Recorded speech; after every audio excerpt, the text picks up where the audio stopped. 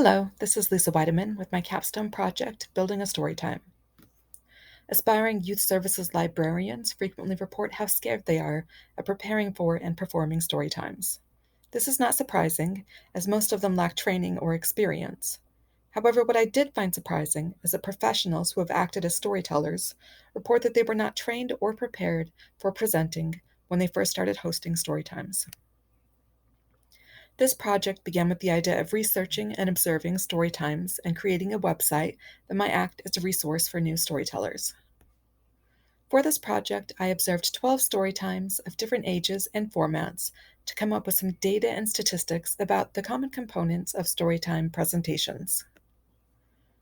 I also reviewed academic and industry literature about story times and innovations, and then created a survey sent to storytellers in libraries across the country. Though the sample size was small, the data did support the anecdotal evidence that many storytellers went into storytime presentations unprepared. As part of the survey, storytellers were asked what they wished they had known or what advice they would give to new storytellers. While varied, most of the advice fit into 5 major categories: be flexible, use repetition, relax, be enthusiastic, and jump right in because at some point you just have to get in there and get the in person experience in order to feel comfortable and confident. Gaps that the storytellers reported were in 2 main categories: lack of knowledge of how to plan a story time, with specifics like how many books should be used, or how many activities, what other components are good to have, and how to pick good books for different ages, with the other major category being behavior problems or crowd control.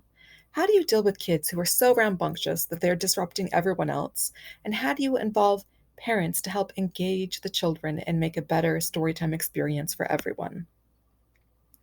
Based on the feedback of advice and gaps from the survey results and the observations of storytimes, I include in this website tips for planning storytime presentations for babies, toddlers, and preschools, with examples for each of these ages. I also include advice and knowledge gaps expressed by the storytellers, as well as a list of resources that fill some of the major areas where storytellers felt unprepared. There's also included an about page about the project and a list of sources and research that were used.